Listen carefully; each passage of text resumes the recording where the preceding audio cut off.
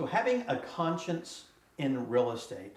So I'm here with one of my business partners, Tina Hill. We're the two lawyers in crime together up here. And so I know you and I have to deal with investors all day long. And issues that they create and come up with and things. And you look at that and sometimes we just go, what are you thinking? And Yes. I just recently, I see this greed factor also. Have you seen that out there? Yes. Where people are getting offered 20% returns on their investment, 30% return, 40% returns. This large amount of money for a very short time frame. What's the one thing that they're not thinking about? Long term. They're not thinking about the future. That's right. But when you overcharge people, a little thing here called usury, major issue if you have to deal with that kind of stuff. Yep. And even though someone's willing to pay the money, does that mean you should charge the money? Nope. I don't think so every time. It's not worth it. No, you got to look out and project, right? In some format. And so many investors, it's all this get-rich-quick scheme thing I see. And I get if you make the money, you create the opportunity. Like in the investment world, you buy, fix, and you create opportunity. You can make some good money doing that. But lending money, if someone's going to pay you 40% return on your money for 3 months, you kind of got to go, is that too good to be true? Usually is. It is, isn't it? Almost always in that regard. But that's just one thing I see out there. And it's like, guys, think. If something doesn't look right, it doesn't feel right, stop.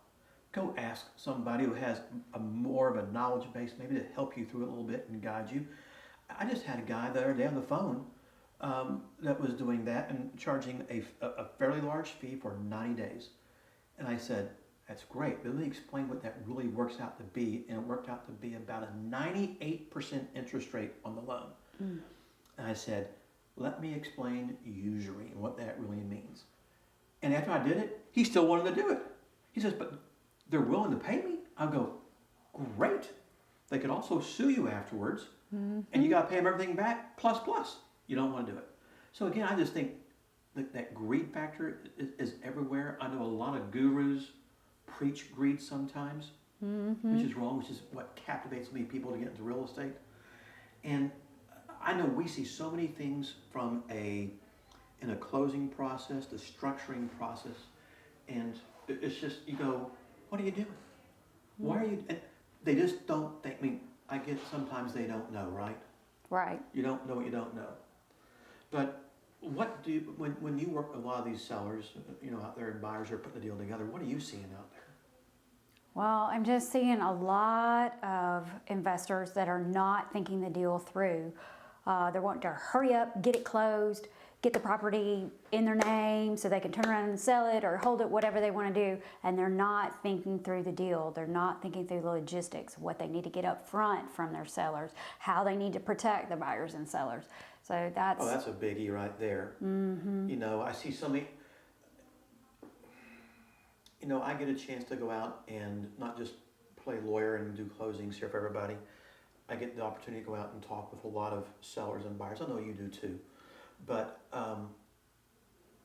when you're talking to that seller, it's really, the key is, based on how you're buying that deal, if you're paying all cash, that's one thing. Negotiate the deal, make it happen, go. But, for instance, if you're going to buy the home through a creative finance mechanism, maybe a subject to deal, you want to make sure they understand the deal. You don't want to skirt the issue, right? Right. Do it the right, let them know what's going on, what the risk factors are. And I get it that sometimes the sellers just don't care. They just want to get out. But even though that's the case, doesn't mean you short circuit it. Go that extra mile and do it. I know that when we created our disclosures that we use up here, that was one of the preambles behind it all was, let's do it in a way that has full disclosure. Right. Have you ever seen these sellers that actually talk to an attorney somewhere or a realtor or anybody? Very few. Very few. I'd say few. what, 1 out of 500 maybe? Maybe. It's crazy. And I get it. They're just looking for an exit strategy. And so I know that what I like to do is I want to make sure that I want to make sure that the investor, they have a chance to really properly take the time to explain things to the seller the right way. I think if you do that, you prevent problems. Let me tell you what, sellers have short-term memories. Yes, they do. Oh my God. You know, I see these sellers out there, and a year later they'll call up, why is my loan not paid off? 3 years later, why is my loan not paid off? And it's like, because we didn't tell you we were going to pay it off, but they forget. Then they tend to forget all the things you did good for them, how you helped them maybe out of foreclosure, out of financial distress, and that goes poof. That's why we always get a lot of questions about our disclosures. Why does this repeat? Why are you repeating this? Why do they say the same thing? It's because we want to make sure the parties actually understand what they're signing and what the transaction entails.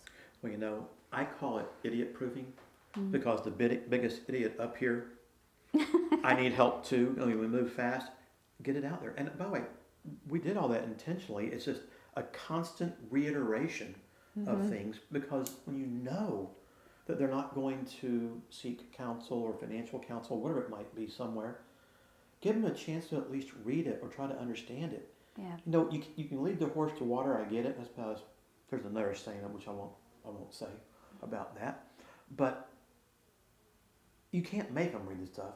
But at least you can say, we gave you the opportunity to do it. Yeah. I know we do one thing even more unique than anybody else I've ever seen, because at the closing table, when we do a closing, we redisclose that again. And it's just same thing over and over and over again. I don't know how else to protect ourselves from these sellers and even the buyers who, they just want the deal. That's all they want to do. But you know, as an investor, if I'm talking to that seller, I really want to make certain that that seller knows the deal. Just like with a buyer, same thing, right? They need to understand, hey guys, there may be, if we're doing a wraparound mortgage per se, there are things that could happen. And I get that they may not happen often, but if I'm an investor talking to a buyer out there or a seller, I'm not going to tell them, hey guys, this never happens. Just not true. You know, due on sale does happen. Yes, it does. I mean, I don't see it a lot. Do you see it a lot? No, we don't see it a lot, but it does happen. Yeah, but it's a risk. And if it does happen and they don't know about it, they ain't going to be very happy campers. Right. You know, something, and most investors don't have the ability to pay off the existing mortgage. Just like that original seller doesn't, the investor doesn't, you know what, the buyer doesn't either. Right. You know, have you seen out in the market though, I mean, I've seen some deals from other closings out there. You know, I hear about a land trust always, right? Right. What's the main thing here about a land trust? Well, they're wanting to hide who they are, to hide the entity that's buying the property. That's the main thing. That famous word, anonymity. Yeah, that doesn't exist. No. You know, good lawyers they will hunt you down. If they want to hunt you down, they're going to hunt you down, right? Correct. So sometimes I don't understand why you do it. I get some reasons why you do it though. And, but you hear the land trust thing. But do you see a lot of times, well, I've seen a lot of deals where the investor, maybe they're closing in a title company somewhere, and all there is a deed. Right. It's a special warranty deed from a seller to the investor buyer. And that's it. What's missing in that? A deed of trust. Yeah. There's not even a vendor's lien in the deed. And you know, No the deed of trust protection. here in Texas is the easy way to foreclose, to take the house back.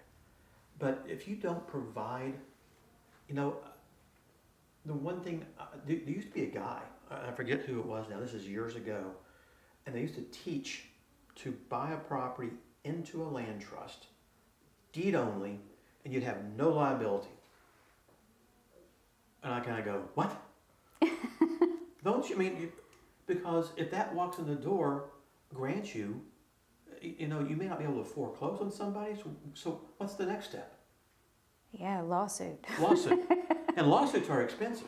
Way more expensive than a foreclosure. And I know we don't do litigation, but I know our litigation attorneys that we work with, damn, they're pricey.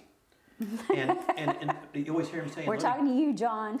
in litigation, no, they always say only the attorneys win, right? And you're going, yeah, and we see that all too often out there.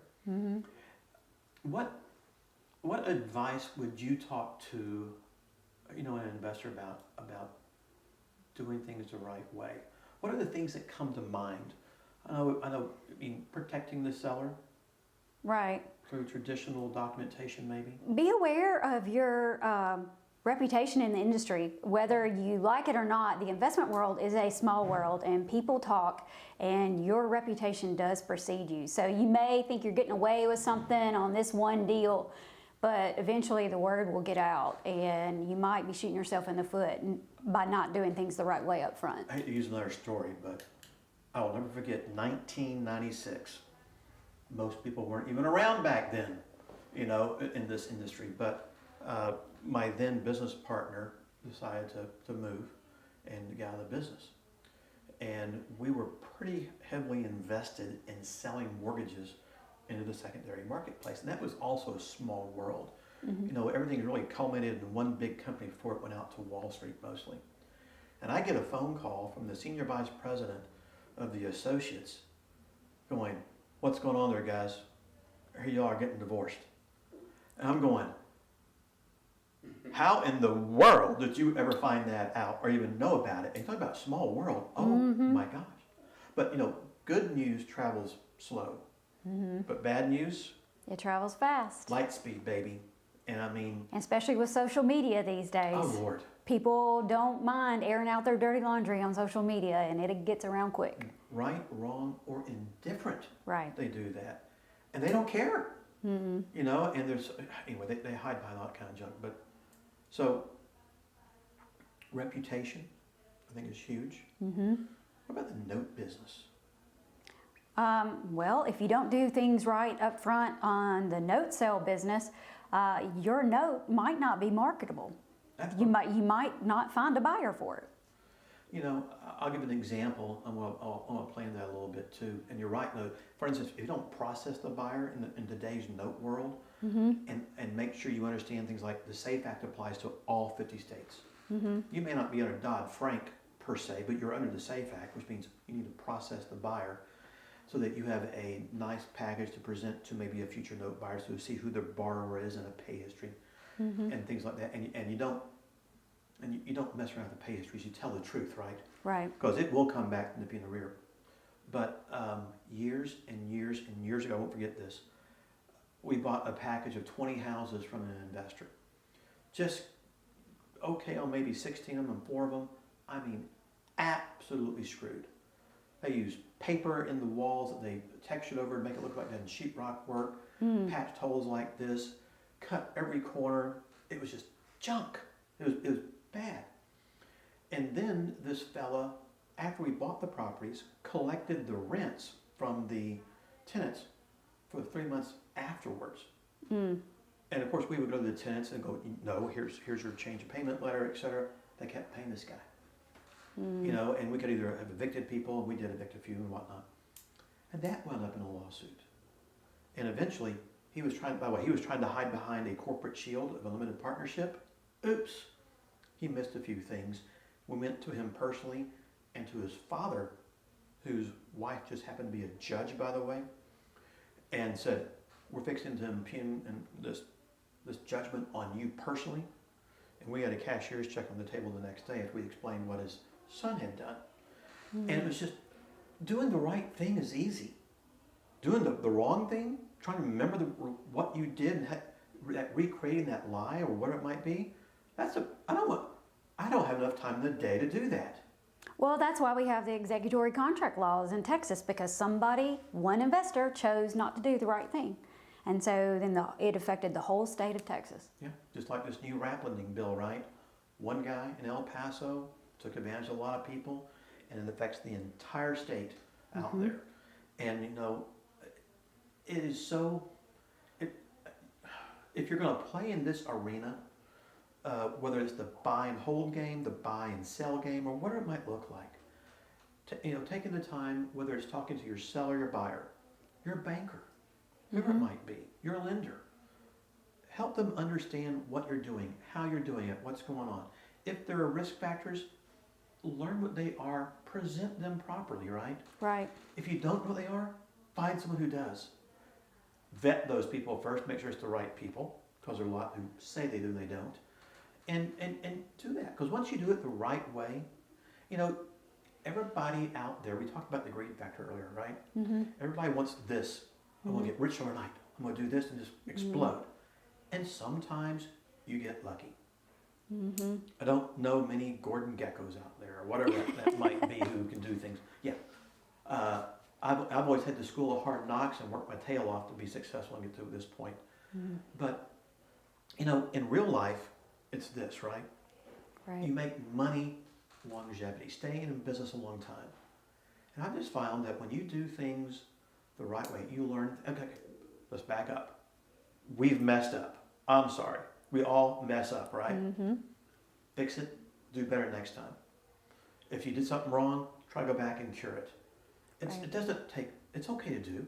You don't need to hide behind it. But sometimes, maybe you don't have a choice. And once it's done, I get it. But if you do that, I think you're going to be around for a long time, right? Right. And I look at our businesses, you know, I know we never expected to be that go-to group here in Texas to do all of the owner finance closings and whatnot. It just happened and exploded. And so far, we try to do the right thing. We try to give information out to the marketplace, whoever that might be out there, along the way. We can't make people do things, but we can certainly give them suggestions on how to do things better. Right. And you hope that they'll learn those kind of items. That's what it's all about, because, again, we're here for the long haul. We're not going anywhere. We want to keep doing good business nonstop. Right. And helping investors, sellers, buyers, whatever it might be. And when you walk out that door, you kind of feel good about it. Mm-hmm. I don't want to go, crap, how many people can I screw today? It just, you know, it don't work that way anymore. I like being able to sleep at night. It does, it helps, doesn't it? So I really, and you know, I'm going to make one more comment, because Susan, one of our other business partners up here, is an amazing lady, what she does. And so many people are not willing to go that extra mile. Mm-hmm. She is. And no, we had one client who didn't really have any family. Mm-hmm. And she said, she was selling her house, needed to get out, wanted to stay there, not a problem. She said, would you mind helping me set a trust up? I want to put my assets into a trust, so when I do pass away, I can give them to children's ministries. We're going, okay. Mm-hmm. And she did. Mm-hmm. And you're going, a lot of people would just go, oh, I don't want to get involved. It didn't take anything. That little random act of kindness goes a long way. You know what? You never know who's going to get told what, right? Right. Word of mouth, especially in the investment world, is huge. You know, buyers tell family members, tell others, go call so-and-so, do this. Sellers give recommendations. Yep. Yeah, you jack them around, you're done, right? Exactly. Yep. And just little things like that. Willing to do the right thing. You know, another thing that Susan did was a lady who had been taken advantage of by a home health care worker to the tune of $100,000 or more dollars. Stepped up, went to the DA, and it over 2 years to make it right and got it done. And most people just wouldn't even bother with it. But seeing the need and recognizing it sometimes is awesome to do this kind of, that's just life, right? Right. Whenever you can do that. But in the investment world, it's okay to do that. You know, I get not everybody wants to do that, and there's maybe some major time issues that not everybody can do. I get it. But learning how to do this stuff the right way, explanations, taking care of people, not trying to bamboozle somebody. You know, I know we talk about this all the time, where I see investors just bumping the interest rates so high on buyers. Right. Trying to maximize back end dollars. And it's just like, all you're doing is setting the buyer up to fail. Mm-hmm. And even some unscrupulous note buyer who sees this great interest rate, anything else, they may not sophisticated enough to know that this buyer is right there on the cusp of not being able to afford things. Anything happens, he's done and gone. Mm-hmm. And I get it, buyer beware, you know, those scenarios. But you've just burned that bridge with that note buyer. Yeah, it's hard to go back to the well, isn't it? Mm-hmm. And trying to find repeat business in any business is hard to do, right? Right. So anyway, I just think learning how to do things the right way, having a legitimate conscience in business is so important for longevity. Associating with the right people who do the right thing, who want to do the right thing. Right. Awesome. You know what? It's kind of fun too, at the end of the day. So if you want to learn more about the real estate investment business, how to do things the right way, check us out at the ownerfinancenetwork.com and the courses we got there and the free videos we have for you there. Anyway, guys, if you like this video, take a moment, like us. If you have any comments along the way, click on the link below, let us know. Be happy to talk about other things for you out there as well. We'll see you guys next time. Thanks, Tina.